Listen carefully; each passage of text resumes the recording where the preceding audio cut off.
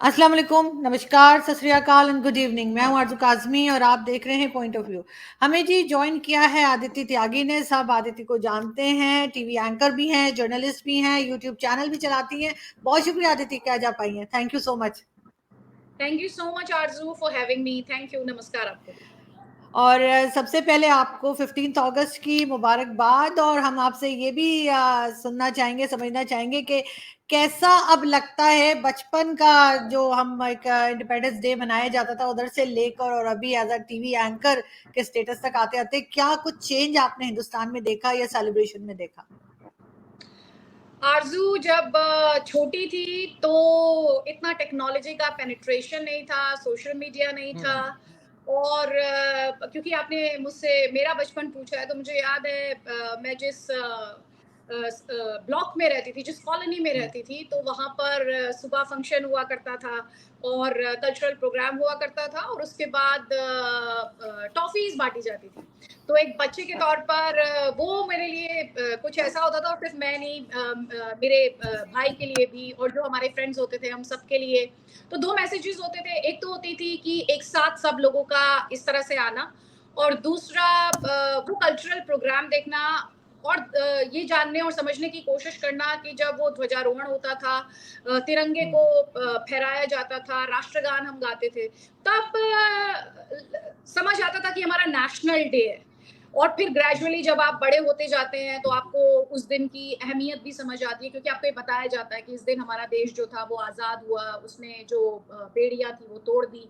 आप एक एंकर के तौर पर जैसे कि मैंने पहले ही पॉइंट आउट किया, टीवी का पेनिट्रेशन, जब मैं बच्ची थी तो टीवी का पेनिट्रेशन इस कदर नहीं था जितना कि अब है। अभी इतने सारे सैटेलाइट चैनल्स हैं, नेशनल ब्रॉडकास्टर भी है, तो टीवी का भी पेनिट्रेशन बहुत ज़्यादा है। और उससे भी ज़्यादा मैं ये कहूँगी कि टेक्नोलॉजी का सोशल मीडिया के लिहाज से भी ज़बरदस्त एक पेनिट्रेशन है। और अब हम ये देखते हैं कि कैसे तिरंगे के साथ ना सिर्फ बड़े बल्कि बच्चे भी अपनी सेल्फीज डालते हैं, और गवर्नमेंट के भी अपने इनिशिएटिव्स हैं। इसके अलावा मीडिया हाउसेस भी ये प्रमोट करते हैं कि आप अपनी सेल्फी डालिए, हम आपका नाम और आपकी फोटो दिखाएंगे।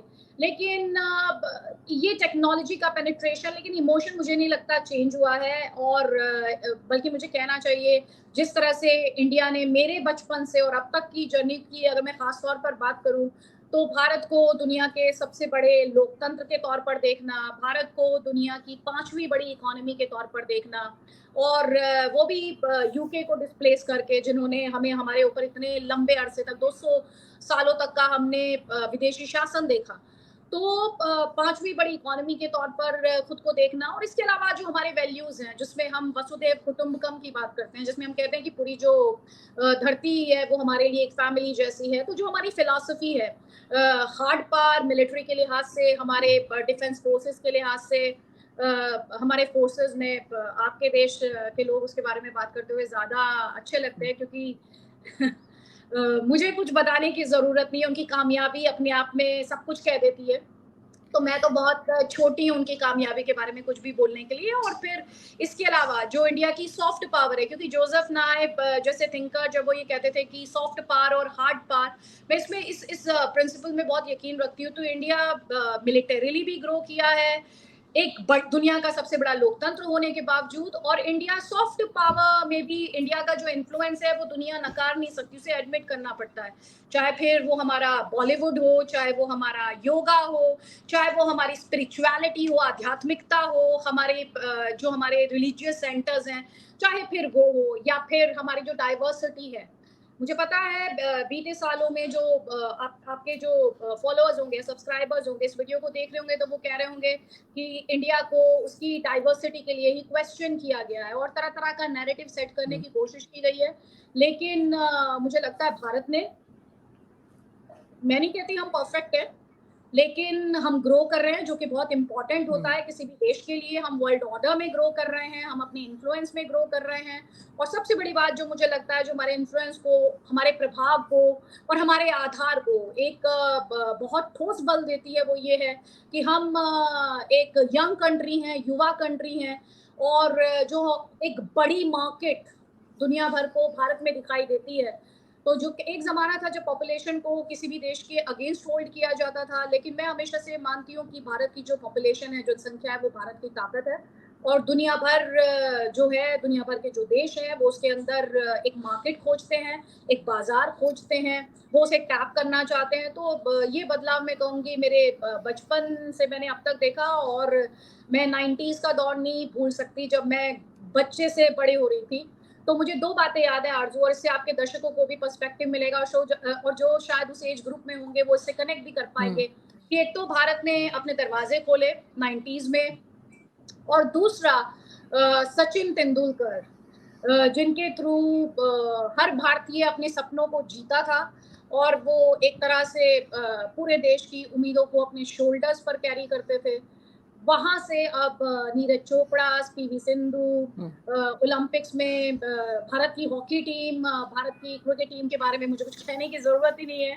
मतलब वो क्षेत्र, वो फ़ील्ड जहाँ पे भारत ने ऊँचाइयाँ छुई हैं, हम बहुत मुझे कहना चाहिए भगवान के शुक्रगुज़ार हैं हम कि हम यहाँ तक आए हैं। हम परफेक्ट नहीं हैं, हमें एक बहुत लंबा अरसा तय करना है, ख़ास तौर पे जब हम विश्व गुरु की बात करते हैं, और 200 साल की जो गुलामी है उससे पहले के वक़्त की अगर बात करते हैं, जब इन्वेजन और इन्वेडर्स भारत में आए, तो ये एक बहुत बड़ी जर्नी है। लेकिन मुझे पूरा यकीन है जैसे-जैसे सांस्कृतिक तौर पर भारत अपनी विरासत और वो जो एक पुनर्जागरण है उसे लेकर Bharat, we will get there, I am sure.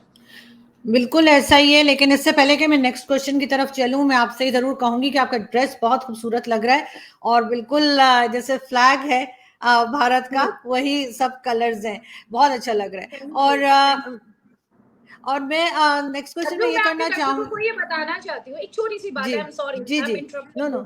Please. मैं 2016 से 2018 के बीच इन भारत से बाहर रहती थी, यूरोप में रहती थी, स्विट्ज़रलैंड और फ्रांस में, पेरिस में रहती थी। तो जब ये हमारे नेशनल डेज़ आते थे, तो मेरा मन करता था कि मैं ट्राई कलर को छूऊँ, और वो जो 2.5 साल थे, मैंने देखा कि अदिति त्यागी नहीं थी, वहाँ पे सिर्फ़ एक इंडियन था। तो मैं जब ये जो आपकी आइडेंटिटी होती है, भारतीय पहले होना और आपका नाम बाद में आना, उसने मुझे कहना चाहिए मुझे मेरे देश के और करीब लाने का काम किया। बिल्कुल ऐसा ही है, और खासतौर पे अगर आप देश से बाहर हो तो फिर और भी ज्यादा लोग जो हैं वो मिस करते हैं अपनी कंट्री को। तो आदित्य, एक चीज और मुझे बताइए कि ये भी बहुत से लोग कहते हैं, पाकिस्तान में बात होती है कि जो आपकी जनवरी में जो आपके यहाँ रिपब्लिक डे मनाया जाता है, वो ज्यादा जोश के साथ मनाया जाता है। 15 अगस्त में वो जोश नहीं होता, बिकॉज कहीं ना कहीं पार्टीशन का दुख है। क्या वाकई ऐसा होता है? पार्टीशन का अभी भी वहां पे लोगों को है कि उसका अभी भी अफसोस है लोगों को? देखिए, पार्टीशन ने बहुत डीप स्कार्स छोड़े हैं, घाव छोड़े हैं, और उन्होंने कई जनरेशंस को प्रभावित किया है। और वायलेंस तो किसी भी तरीके से सही नहीं हो सकता। आप उसके लिए कोई जस्टिफिकेशन दे ही नहीं सकते हैं। तो जब लोग अपने घरों से बेदखल हो जाएँ, उनके सर से रातों-रात छत छिन जाए, तो वो घर नहीं छिनता और परिवार नहीं बिखरते। वो दरअसल सपने बिखर जाते हैं, लोगों की उम्मीदें बिखर जाती हैं। मैंने ऐसी कई फैमिलीज़ को जाना है, और मैंने सुना है कि किसी की दादी को कहते हुए या किसी की नानी को कहते हुए कि हम पाकिस्तान में फला-फला जगह रहते थे, हमारा इतना बड़ा घर था, हाँ, किसी तरह की कोई कमी नहीं थी, और उसके बाद अपना सब कुछ जब आप एक घर बनाते हैं या आप कहीं भी रहते हैं, तो आप एक्चुअली वो सिर्फ़ यादें नहीं होती, वो आपका सफ़र होती हैं। वो सफ़र रातों-रात अगर आपसे छिन जाए, तो वो एक सेंस ऑफ बिलॉन्गिंग आप में नहीं रहती। आप अपने आप को बिल्कुल ऐसा पाते हैं कि आपकी जड़ किसी ने काट दी है, और उसके बाद ज़िंदगी को नए सिरे से शुरू करना, वो काफ़ी चुनौतीपूर्ण होता है। तो ऐसी कई कहानियाँ मैंने सुनी हैं। मेरे बहुत से ऐसे दोस्त हैं, और मेरे एक क्योंकि आपने ज़िक्र किया, तो मैं बताना चाहती हूँ कि हम दर्द की बात करते हैं, मैं थोड़ी-सी ऑप्टिमिस्टिक हूँ। वो हमारा एक इतिहास है जिसे डिनाई नहीं किया जा सकता, उसके लेके भारत में बहुत डिबेट भी हुई है कि क्या इसे अवॉइड किया जा सकता था, क्या किसी पॉलिटिकल लीडर की एस्पिरेशन की वजह से ये हुआ। तो बहुत सारे एक पॉलिटिकल डिबेट इसके इर्द-गिर्द रही है। मैं उस डिबेट में नहीं जाना चाहती, क्योंकि मैं भारत की के सफ़र को इस लिहाज से बहुत एप्रिशिएट करती हूँ, एक इंडियन होने के नाते भी। हमने कभी इस बात पे फ़ोकस नहीं किया कि हमारा पड़ोसी क्या करता है। आई एम सॉरी टू से, आपकी कंट्री ने पड़ोसी पे ज्यादा फोकस किया और अपनी जर्नी पर कम। लेकिन भारत ने उन गहरे जख्मों के बावजूद अपने जख्मों पर फोकस किया और उन पर मरहम लगाने की कोशिश की। और जो लोग उन राहत कैंपों में गए अपना सब कुछ छोड़कर, और अपने आप में बहुत टफ लाइफ लोगों ने जी है, जैसे कि मेरे एक दोस्त के दादाजी ने अपनी चप्पल खुद से सी है।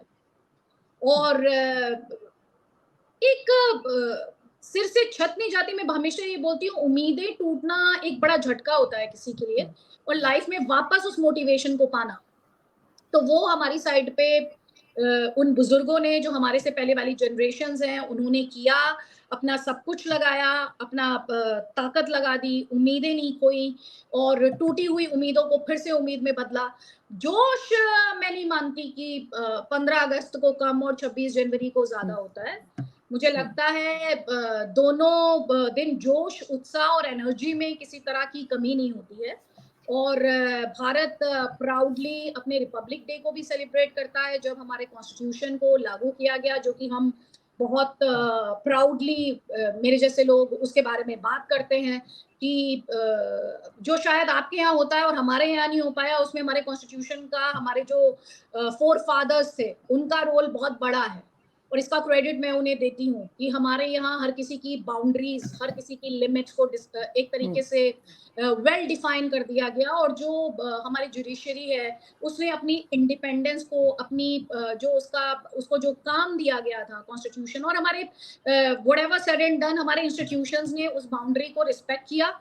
ये इन प्रिंसिपल मैंने आपसे बात की, और ये हमने देखा कि हमारे इंस्टीट्यूशंस ने उसे किस तरह से इम्प्लीमेंट भी किया। हमारे यहाँ coup नहीं देखने को मिले, हमारे यहाँ तख्ता पलट नहीं हुआ। हाँ, हमारे यहाँ मिसेस गांधी ने इमरजेंसी लगाई, लेकिन वापस वो लोकतंत्र पर आई और उन्होंने जाके जनता का सामना किया।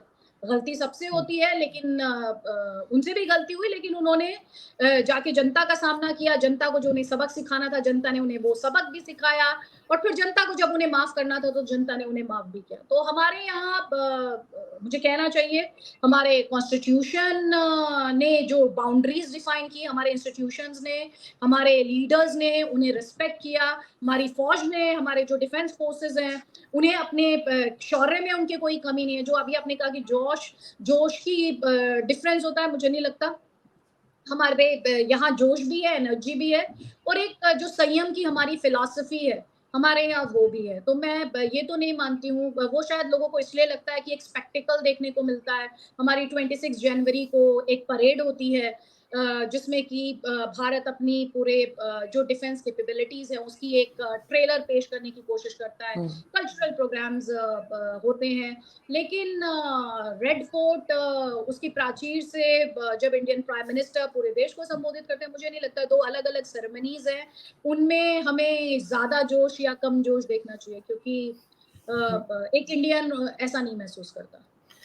बिल्कुल सही। लेकिन अगर हम बात करें हिंदुस्तान पाकिस्तान की, तो ये तो हमने बहुत बार डिस्कस पहले भी किया है कि क्या क्या हुआ और पाकिस्तान की तरफ से किस किस्म की बातें की गई हैं, किस किस्म के अटैक्स हुए। लेकिन आपको लगता है कि अगर हम थोड़ा आगे बढ़ें और ये बात की जाए अगर पाकिस्तान की तरफ से कि जी कश्मीर इशू को फिलहाल डिस्कस नहीं करते, जो कि हमारे पहले आर्मी चीफ ने भी कहा था, तो क्या कुछ बेहतरी आ सकती है दोनों कंट्रीज के रिलेशंस में, या आपको लगता है कि नहीं अब कुछ बचा नहीं है कि बात की जाए? मैं वैसे ऑप्टिमिस्टिक हूँ, बट यहाँ पे थोड़ा सा मैं शायद पेसिमिस्टिक साउंड करूंगी। देखें, भारत और पाकिस्तान के रिश्ते बेहतर कैसे हो सकते हैं? पहले ये तो क्लियर हो कि पाकिस्तान की तरफ से बात कौन करेगा। आपके यहाँ तो यही क्लियर नहीं है कि बात कौन करेगा। आपकी फौज अलग रास्ते पे जाती है, आपके यहाँ पॉलिटिशियंस कभी इमरान खान होते हैं, पहले नवाज शरीफ उसमें एग्जाइल में थे, अब इमरान खान के साथ जो हो रहा है, मुशर्रफ एग्जाइल में ही मर गए, उससे पहले आपके वहां पर तख्ता पलट, और दूसरी तरफ हमने लड़ाइयाँ झेली हैं, बहुत वेल डॉक्यूमेंटेड है। मैं ये उतने डिटेल में जाना भी नहीं चाहती, क्योंकि मुझे ये लगता है, आरजू, बुरा नहीं माने, आप बहुत अच्छी पत्रकार हैं, लेकिन ये सब मेरे जैसे इंडियंस है, सिर्फ पत्रकार से नहीं, एक मेरे जैसे पत्रकार को ये सब फार्स लगता है। फार्स इसलिए लगता है कि भारत ने तो बहुत कोशिशें की है, मुझे लगता है 47 से लेके, और प्राइम मिनिस्टर मोदी जब पहुंच गए थे पाकिस्तान तब तक, और उसके बाद भी जब पठानकोट अटैक हुआ हमारे, हमने आपकी एजेंसीज तक को बुला लिया कि आप आइए, आप देखिए कि किस तरह से आपके यहाँ से जो टेरर ग्रुप्स ऑपरेट हो रहे हैं वो हमारे यहाँ पर किस तरह से आतंकी हमलों को अंजाम दे रहे हैं। वाजपेयी साहब वो बस लेकर चले गए थे, हमें क्या मिला? करगिल मिला हमें। तो भारत की तरफ से, ये तो मैंने कुछ एक एग्जांपल्स आपको बताए, भारत ने जितना टेरर अटैक्स को झेला है, जिसका जिक्र प्राइम मिनिस्टर ने किया कि अब उनमें कमी आई है, तो आप, भारत सरकार ने ये अपनी पॉलिसी एकदम क्लियर की कि आप हमसे आतंकी और भेजने का काम और हमसे बात दोनों साथ नहीं होंगी। इंडियन प्राइम मिनिस्टर ने कहा कि बंदूक और अगर बम होगा तो उसके शोर में हम शब्द नहीं सुन सकते हैं।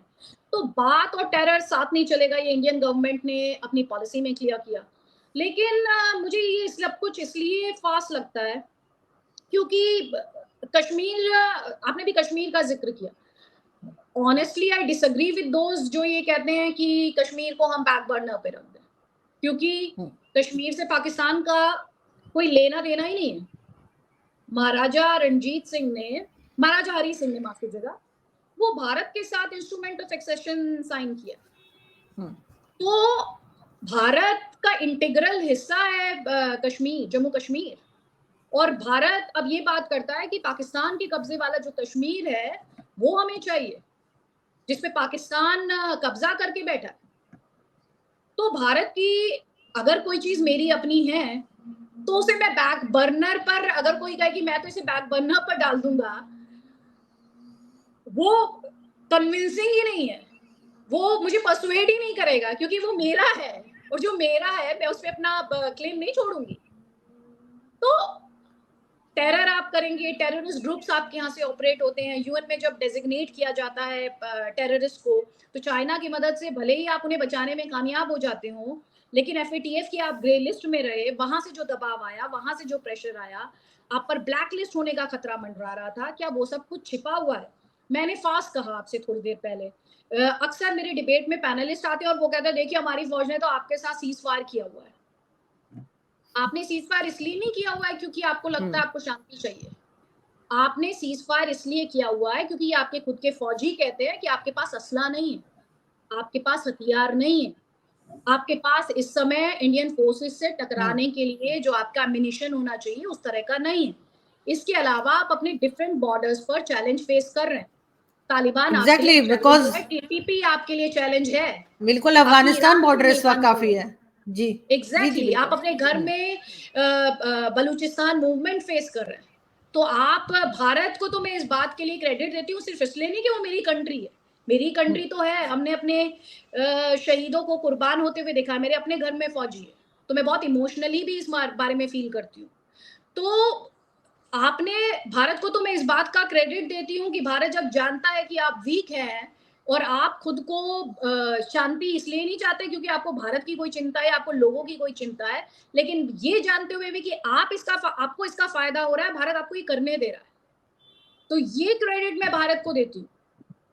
लेकिन जब आप बातचीत और एक स्थायी शांति की बात करती हैं, मुझे वो लगता है कि वो सिर्फ एक फार्स है, और ये मैं हवा में नहीं बोल रही, हमने इतिहास में देखा है 47 से लेकर आज हम 2023 में बातें कर रहे हैं, बात एक दूसरे से संवाद कर रहे हैं। ऐसी कोई मिसाल नहीं है जो ये प्रूव करे कि स्थायी समाधान, स्थायी शांति हमेशा के लिए हो सकती है, क्योंकि अगर एक कंट्री, आपके जो पाकिस्तानी सपोर्टर्स होंगे उन्हें बुरा लगेगा, एक छोटी सी बात में अपनी कंट्री का कंपैरिजन, पाकिस्तान तो छोड़ दीजिए, मैं किसी से नहीं करती हूँ, इंडिया जहां अपने फ्यूचर के बारे में सोचता है, आपकी कंट्री में इंडिया को कैसे पीछे खींचा जाए ये सोचा जाता है, एक एंटी इंडिया नैरेटिव। भारत में इतनी बड़ी संख्या में मुसलमान रहता है, उसके जो अधिकार है वो गारंटीड है इंडियन कॉन्स्टिट्यूशन में, लेकिन आपकी कंट्री में बड़ी चिंता रहती है, वहां पे अहमदिया की चिंता नहीं रहती, वहां शियास की चिंता नहीं रहती, वहां पे हिंदुओं की चिंता नहीं रहती, उनको भारत के मुसलमान की बहुत चिंता रहती है। तो बहरहाल ये तो खैर नैरेटिव्स की मजबूरियां हैं शायद, या लगता है आपके देश में बैठे हुए कुछ फोर्सेस को कि वो भारत को इस तरह के नैरेटिव से पुल डाउन कर पाएंगे। तो ऐसा तो होगा नहीं, क्योंकि सच्चाई जो है वो सबके सामने आती है, वो दिखाई देती है। एक नैरेटिव बिल्ड करने से सच्चाई बदलती नहीं है। लेकिन अगर मैं कहूँ आपकी कंट्री की बात, क्योंकि आपने मुझसे कहा दोनों देशों के संबंध, किसी भी देश में टाइम और एनर्जी के लिहाज से अगर हम बात करें, 76 साल अब हमें हो गए, कोई बिल्कुल। एक एग्जाम्पल मैं ऐसा नहीं देख पाती हूँ आरजू, जो मुझे इस बात की उम्मीद दे कि कभी पाकिस्तान एंटी इंडिया नैरेटिव छोड़कर सिर्फ अपने बारे में सोच सकता है। And I will be more than happy if time proves me wrong in future. और मेरी भी यही ख्वाहिश है कि टाइम आपको बिल्कुल रॉन्ग प्रूफ करे और ये चीज जो है हम बदलते हुए देखें, क्योंकि इसमें दोनों देशों का फायदा है, ना सिर्फ पाकिस्तान का बल्कि हिंदुस्तान का भी। कि अगर पाकिस्तान की तरफ से पॉजिटिव बात की जाए और पाकिस्तान की तरफ से जो नेगेटिव एक नैरेटिव बनाया जाता है बार बार हिंदुस्तान के लिए, वो ना हो। ये हमारे भी फायदे में है और हमें इसका ज्यादा फायदा है, शायद हिंदुस्तान को कम है, लेकिन ऐसा नहीं होना एग्जैक्टली मैंने चाहिए। वही आपसे कहा आरजू कि हम्म। इंडिया ने कभी आपको टारगेट करने की कोशिश नहीं की। आप खुद से एग्जांपल्स ले लें, इंडिया ने आपको टेररिज्म पर एक्सपोज किया क्योंकि इंडिया उसका दंड झेल रहा है। और ऐसा थोड़ी है कि सिर्फ इंडिया ने आपको एक्सपोज किया। अब ये हकीकत ऐसी बन चुकी है, आपके यहाँ फौज ने डेमोक्रेसी को डेवलप नहीं होने दिया, उसको उसको रूट्स नहीं लेने दिए। आपके यहाँ पर इकोनॉमी के लिहाज से भी अगर मैं गलत हूँ तो आपकी इकोनॉमी भी पाकिस्तानी फौजी चलाती है, एक्स फौजी चलाते हैं, वो करप्शन करते हैं। आपके यहाँ जो इंस्टीट्यूशंस हैं उनकी सारी क्रेडिबिलिटी, विश्वसनीयता जो है उस पर आप ही के देश के भीतर सवाल उठते हैं। आपके यहाँ किससे बात करें, आपके यहाँ प्रधानमंत्री सेफ नहीं होते, फॉर्मर प्राइम मिनिस्टर सेफ नहीं होते, आपके जो फॉर्मर रूलर्स हैं वो सेफ नहीं होते, तो आप बात किससे करेंगे? एक कंट्री जिसकी बुनियाद एंटी हिंदू और एंटी इंडिया नैरेटिव पर है, वो आपको कई बार सोचने के लिए मजबूर कर देती है। तो शांति होनी चाहिए, मैं शांति के खिलाफ नहीं हूँ, लेकिन वो शांति मुझे जख्म देकर नहीं हो सकती। मुझसे मतलब मेरे देश से, मेरे भारत से है, और मेरे देशवासियों को जख्म देकर नहीं हो सकती। तो आप पहले अपना चाल चरित्र चेहरा बदले तो सही, आप विश्वसनीयता तो हासिल करें। आपने इतनी बार मुझे चाकू घोंप दिया है कि उसके बाद मेरा मन कहता ही नहीं है, ना मेरा दिमाग कहता है कि मैं आप पे भरोसा करूं। तो आप वो भरोसा तो जीते पहले। बिल्कुल ऐसा ही है, और मैं खुद भी यही कहती हूँ कि पहले भरोसा जीतना होगा, पहले साबित करना होगा कि जिस किस्म की कंप्लेंट्स या जिस किस्म की शिकायत भारत को हमसे है, हम वो सब कुछ रोक रहे हैं और रोकने की कोशिश ही नहीं कर रहे बल्कि रोक भी रहे हैं। और इसी तरफ जो है जब हम जाएंगे तभी अमन होगा और तभी पाकिस्तान भी तरक्की करेगा, और जो हमारी प्रॉब्लम्स हैं, चाहे इकोनॉमी हो या फॉरेन पॉलिसी हो, वो हमारी ठीक हो पाएगी। Thank you so much Aditya कि आज आपने ज्वाइन किया। हमेशा की तरह बिल्कुल दबंग तरीके से आप बात करती हैं और यही अंदाज आपका सबको पसंद है। बहुत शुक्रिया कि आज आपने ज्वाइन किया। Thank thank you. You so much thank you. Aarzoo, and thank thank you you. For having me on your show. Thank